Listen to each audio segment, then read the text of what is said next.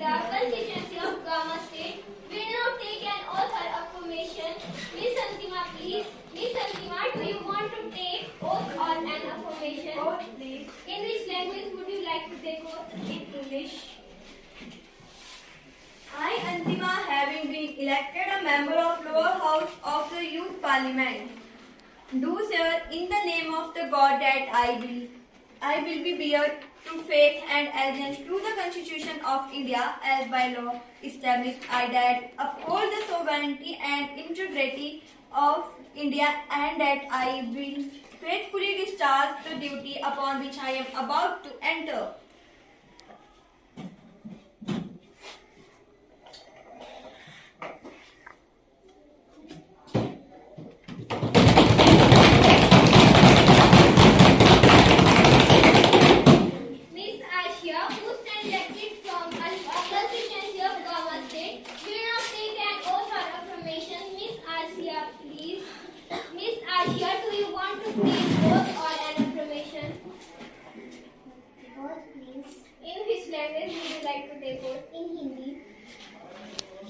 मैं सुश्री आशिया, जो युवा संसद की लोकसभा की सदस्य निर्वाचित हुई हूँ, ईश्वर की शपथ लेती हूँ कि मैं विधि द्वारा स्थापित भारत के संविधान के प्रति श्रद्धा और निष्ठा बनाए रखूंगी तथा जिस पद को मैं ग्रहण करने वाली हूँ उसके कर्तव्यों का श्रद्धा पूर्वक निर्वहन करूंगी।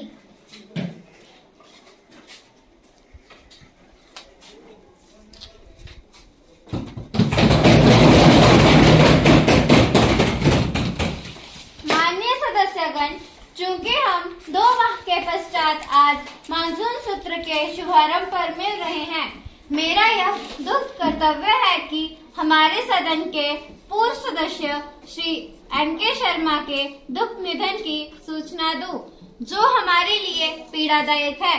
मैं इनके परिवार के लिए गहरी संवेदना व्यक्त करती हूँ। Prime minister please. Respected Speaker, I extend myself and my party members with sorrow that the society is feeling on the sudden demise of our former member of Youth Parliament, NK Sharma, who died in an accident on 15th April 2023. He was an eminent scholar, writer and very good parliamentarian. An agriculturist by profession, Shri Singh was an active social and political worker. He worked vigorously for more than 2 decades for welfare and upliftment of scheduled caste and scheduled tribes. I should like to extend my deep condolences to his family. Quoting Khalid Sharif, बिछड़ा कुछ इस अदा से कि रुत ही बदल गई, एक शख्स सारे शहर को वीरान सा कर गया। माननीय अध्यक्ष महोदय, मैं आप और सदन के नेताओं के द्वारा अर्पित की गई श्रद्धांजलि में अपने आप को नियोजित करती हूँ। आज हम सब ने एक दुखद समाचार सुना है, जो हमारे देश की एकमात्र ऐसी प्रतिभा के निधन से जुड़ा है, जिसने न केवल हमारे देश को गर्व महसूस करवाया, बल्कि विदेशों में भी उच्च प्रतिष्ठा का प्रतीक बना। इसका असर हमारे देश के हर नागरिक पर गहरा पड़ेगा। लेकिन इस कठिन समय में हमारा सबसे पहला कर्तव्य उनके परिवार के साथ संवेदना व्यक्त करना है। हम उनके साथ खड़े हैं और उनको सहायता समर्थन प्रदान करने के लिए तत्पर हैं। हम उनके शोक को समझते हैं और उनकी आंतरिक त्रासदी को महसूस करते हैं। श्री NK शर्मा एक प्रतिष्ठित मान्य समाज सेवक भी थे। उन्होंने अपने जीवन काल में न जाने कितने गरीब तबके के लिए दिन रात काम किया। साथ ही साथ वे एक मान्य और उच्च कवि और लेखक भी थे। वे हमेशा हमारे दिलों में रहेंगे और मैं उनकी ही कविता की कुछ पंक्तियों से उन्हें श्रद्धांजलि देती हूँ। कौन कहता है कि मैं मर जाऊंगा? कौन कहता है कि मैं मर जाऊंगा? मैं तो एक दरिया हूँ, समंदर में उतर जाऊंगा। मैं तो एक दरिया हूँ, समंदर में उतर जाऊंगा। The House may stand in silence for a while to express our deep sorrow.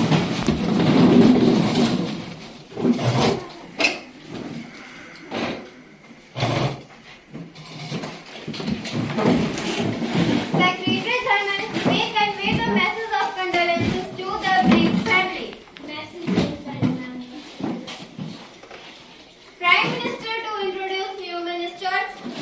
Miss Speaker ma'am, I have pleasure in introducing to you and through you to the House my colleagues, the new ministers, Miss Divya, Minister of Human Resource Development, and Ms. Harshita, Minister of Civil Supplies.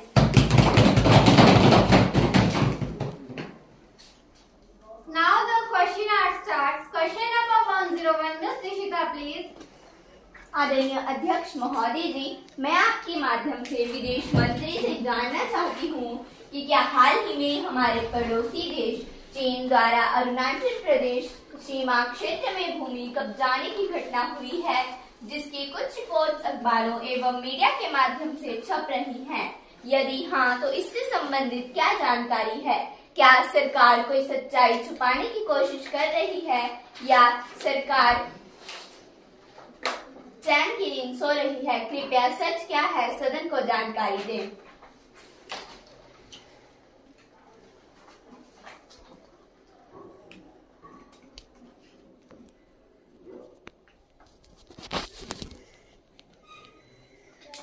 Question number 102. Miss Diya, please.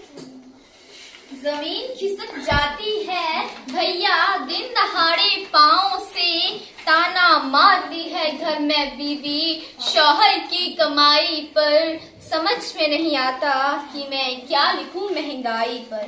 सारा नुस्खा fail हो गया pocket पे control का, सारा नुस्खा fail हो गया पॉकेट पे कंट्रोल का।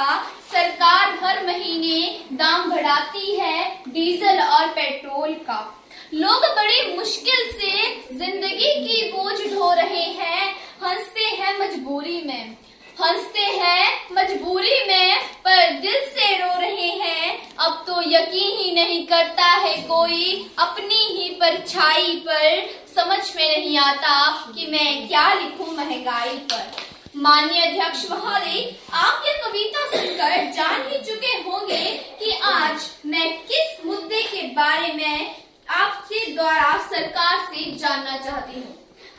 हम सभी जानते हैं कि तेल और गैस देश के आर्थिक विकास के लिए महत्वपूर्ण संसाधन है और उनकी कीमतों का बढ़ना आम जनता को सीधे प्रभावित करता है।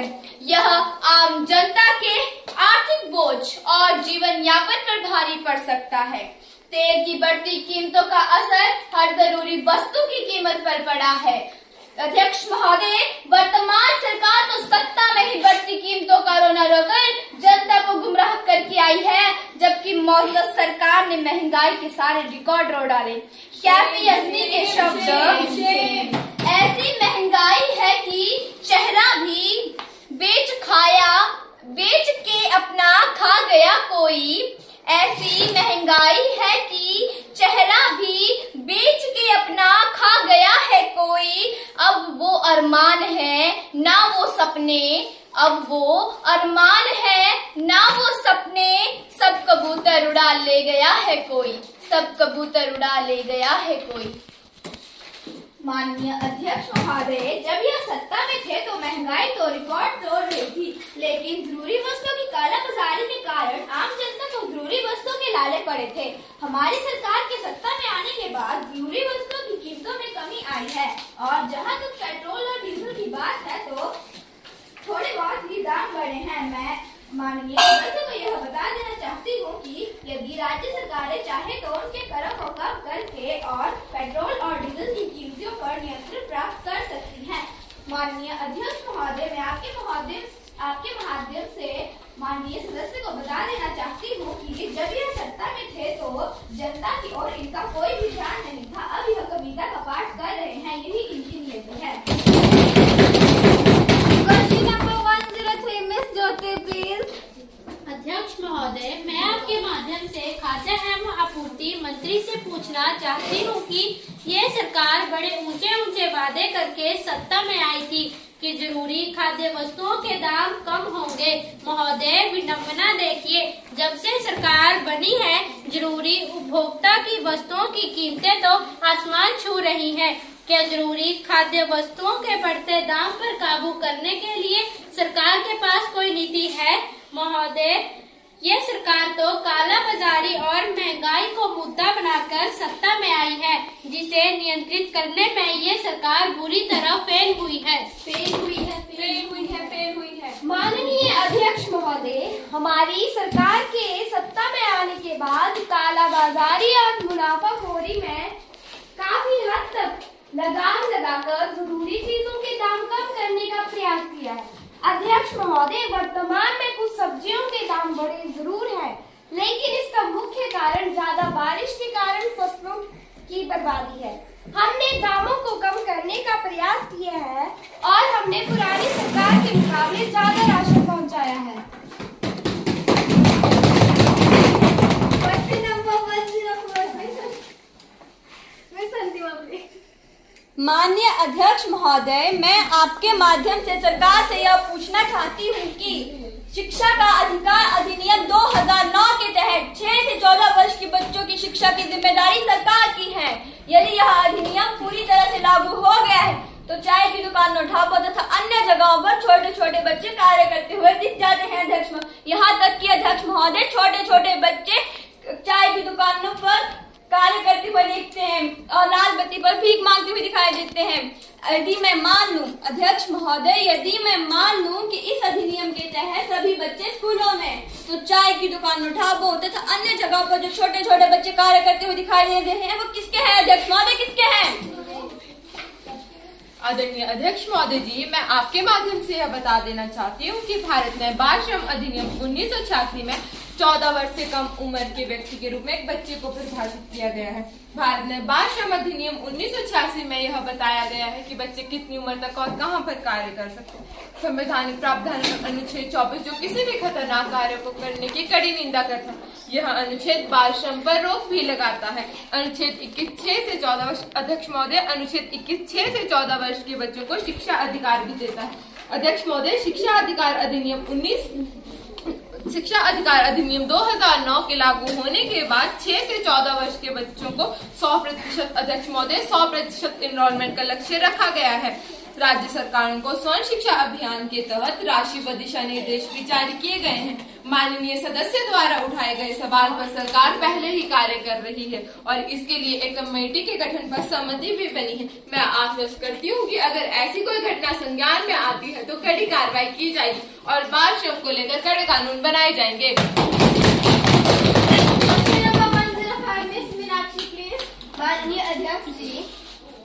माननीय अध्यक्ष जी, मैं इस सभा में गृह मंत्री जी से महिला सुरक्षा के संबंध में एक सवाल पूछना चाहती हूँ। माननीय अध्यक्ष जी, हमारे देश में महिला उत्पीड़न पर दुनिया का सबसे सख्त कानून होने के बावजूद हर दिन लगभग महिला उत्पीड़न और बलात्कार की घटना आम हो गई है। सख्त कानून होने से क्या होगा साहिब? सख्त कानून होने से क्या होगा साहिब, जब हाकिम ने ही आंखें बंद कर रखी है। सरकार महिला सुरक्षा के मामले में हर जगह फेल हुई है। न फरियाद सुनी किसी ने, चौराहे पर इज्जत तार हुई, वो रोती रही चिल्लाती रही, न शिकायत हुई न FIR हुई। अन्याय जब हद हुआ फिर एक बेटी राख हुई। कब तक अध्यक्ष महोदय, आखिर कब तक? इंसाफ के लिए कभी फंदे पर कभी जल मरेंगी बेटियां। महिला सुरक्षा आजकल एक चिंता का विषय है और हमें आपके द्वारा इस मुद्दे के बारे में जानने की उम्मीद है। कृपया बताएं कि सरकार कैसे महिला सुरक्षा को मजबूती देने के लिए कदम उठा रही है और क्या नए नीतिगत बदलाव हो रहे हैं। माननीय सदस्य जी, मेरा धन्यवाद है कि आपने महिला सुरक्षा के मामले में मेरे संबंधित सवाल पूछा है। महिला सुरक्षा देश के लिए महत्वपूर्ण एवं प्राथमिक मुद्दा है और हमें इस पर गंभीरता से ध्यान देना चाहिए। हमारी सरकार महिला सुरक्षा को लेकर सशक्त एवं सक्रिय कदम उठाने के लिए प्रतिबद्ध है। हमने एक संपूर्ण प्रतिष्ठित महिला सुरक्षा नीति बनाई है जिसका एकमात्र उद्देश्य है महिलाओं की सुरक्षा उन्हें स्वरोजगार के अवसर प्रदान करना और उन्हें सुरक्षित माहौल प्रदान करना। हमने तेजी से अद्यतन और सुधार किए गए कानूनों के माध्यम से महिलाओं की सुरक्षा को मजबूती दी है। हमने बेटी बचाओ बेटी पढ़ाओ अभियान के माध्यम से लड़कियों की संख्या में सुधार किया है। हमने न्यायिक प्रक्रिया को तेजी से पूरा करने के लिए विशेष न्यायाधीशों की कमेटी का गठन किया है जो इन सारे मामलों की निष्पक्ष जांच करेगी तथा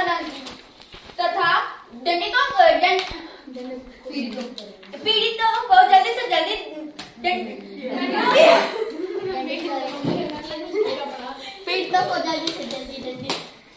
पीड़ितों को पीछे क्या कर रही है? Any supplementary question? माननीय अध्यक्ष महोदय, रेप के लिए दोषी को फांसी जैसी सजा के प्रावधान होने के बावजूद rape almost every day each corner of the country साफ साफ दर्शाता है कि औरतों के कानून व्यवस्था के नाम पर ये सरकार और इनके अधीन प्रशासन फेल हुआ है। बेटी बचाओ बेटी पढ़ाओ से क्या होगा महोदय जब बेटियां सुरक्षित नहीं होंगी। ऐसी स्थिति में ये पंक्तियां बिल्कुल स्टिक बैठती हैं। घर घर चूल्हे में कभी आबरू के नाम पर चलाई जाती है बेटियां। ना मरी कोख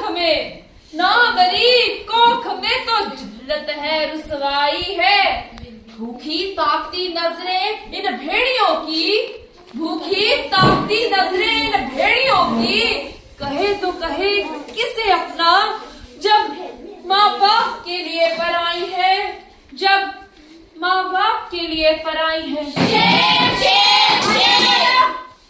माननीय अध्यक्ष महोदय, वैसे तो मेरे पिछले जवाब में ही इस प्रश्न का जवाब छुपा हुआ था, पर मैं ये स्पष्ट कर दूं कि कानून व्यवस्था राज्य और केंद्र दोनों का मामला है। कुछ ऐसे मामले हमारे संज्ञान में आए थे जिनके लिए हमारी सरकार ने विशेष न्यायाधीशों की कमेटी का गठन किया है जो इन सारे मामलों की निष्पक्ष जांच करेगी। और जहां तक बात रही लंबी तारीखों की, तो हमारी सरकार ने फैसला लिया है कि अब हर जिले में फास्ट ट्रैक कोर्ट स्थापित किए जाएंगे ताकि पीड़िता को जल्दी से जल्दी न्याय मिल सके।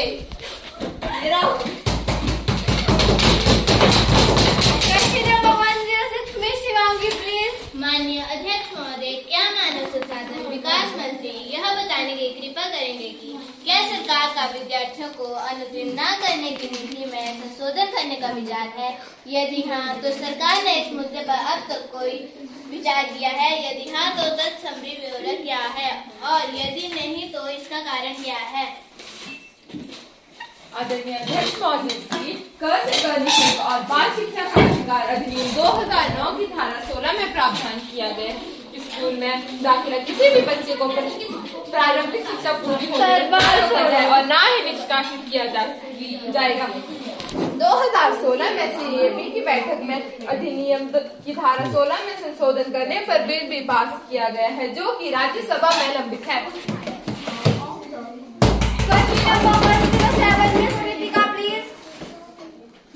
We got every detail about the river Brahmaputra. But I want to know from the irrigation minister what are the steps taken by the department to implement the Ganga Action Plan and make the holy river Ganga free from pollution. तो ये क्या है? Government has approved Namami Gange mission with a budgetary outlay of ₹22,500 crore. Till 2026, including project for Namami Gange program was launched in June 2014 for a period up to 31st March 2021 to rejuvenate River Ganga and its tributaries. Now the question hour is over. Please take a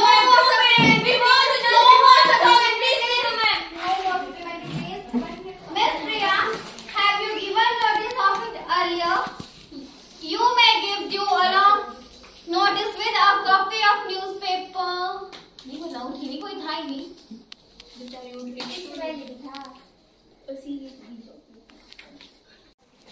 A serious breach of privilege has been committed by leading newspapers of Delhi while commenting on the recommendation of Public Account Committee. The This paper has attributed by dishonest motives, and I have requested you to allow me to raise a question on that matter now.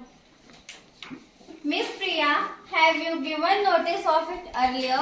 I have already given notice of it at 10 a.m. You may give due notice along with a copy of newspaper cutting, and I shall consider it. You cannot spring a surprise on me like this. It will be examined. When it comes to me, I shall consider it and let you know my decision. Now papers to be laid.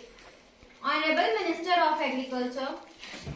Ma'am, I'd like to lay on the table a copy of Flying Papers India and English version under subsection 1619 of the Companies Act 2013. Number 1. Review by the government on the working of the State Farm Corporation of India Limited, New Delhi for the year 2022-23. Number 2.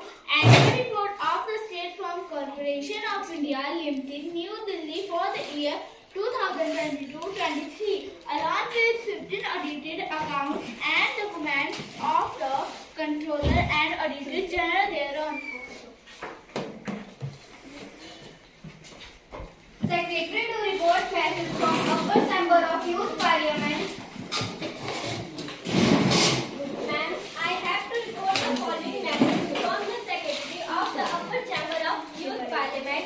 In accordance with the provisions of the rules of procedure and conduct of business in the Upper House of Youth Parliament, I am directed to enclose a copy of Illegal Migrants Determination Whiting Bills Bill 2023, which has been passed by the Upper Chamber at its sitting held on 2023, which has been passed by the Upper Chamber at its sitting held on 5th June 2023. Secretary to lay on the table a copy of the bill as passed by Upper Chamber at its sitting held on 5th June 2023. Ma'am, I lay on the table of the House the Illegal Migrants Determination Whiting Bills Bill 2023 as passed by the Upper Chamber. Honorable members, I have to make an announcement on my own behalf of the honorable members of the House. I have a great pleasure in extending our warm welcome to Honorable Foreign Minister, His Excellency Narayan Prakash Sound and Speaker of the Nepalese Parliament, and the honorable members of the Nepalese parliamentary delegation who are on a visit to India as our honored guests. The delegation arrived on Sunday, 11 June 2023. They are now seated in the special box. We wish them a happy and fruitful stay in our country. We also convey our warm greetings and I request you to allow me to raise a question on that matter now. Miss Priya, have you given notice of it earlier? You may give due notice along a copy of newspaper cutting, and I shall consider it. You cannot spring a surprise on me like this. I have already given notice of it at 10 a.m. It will be examined. When it comes to me, I shall consider it and let you know my decision. Now papers to be laid. Honorable Minister of Agriculture.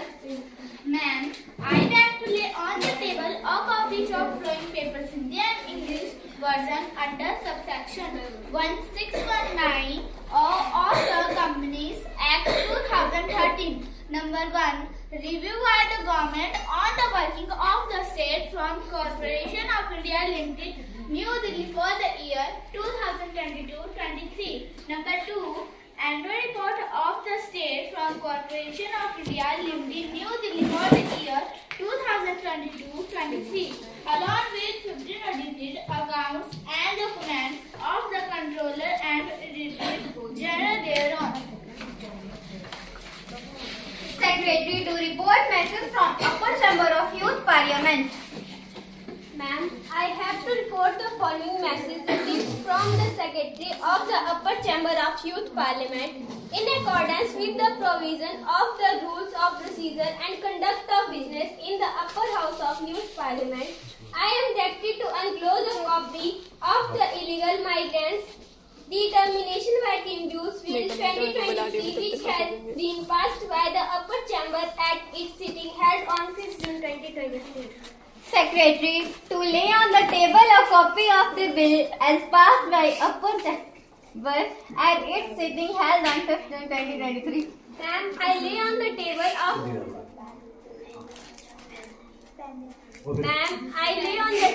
of the House the illegal migrants determination working dues bill 2023 as passed by the upper chamber. Honorable members, I have to make an announcement on my own behalf of honorable members of the House. I have a great pleasure in extending our warm welcome to Honorable Foreign Minister, His Excellency Narayan Prakash Sound and Speaker of the Nepalese Parliament, and the honorable members of the Nepalese Parliamentary delegation who are on a visit to India as our honored guests. The delegation arrived on Sunday, 11 June 2023. Now they are seated in the special box. We wish them a happy and fruitful stay in our country. We also convey our warm greetings and very best wishes through them to people of Nepal. अच्छा बाकी की असर करेंगे कल। अब हम एक गाना गाएंगे थोड़ी देर के लिए इकट्ठे हैं। धीरे धीरे जोर से निकल। हम होंगे कामयाब, हम होंगे कामयाब, हम होंगे कामयाब एक दिन।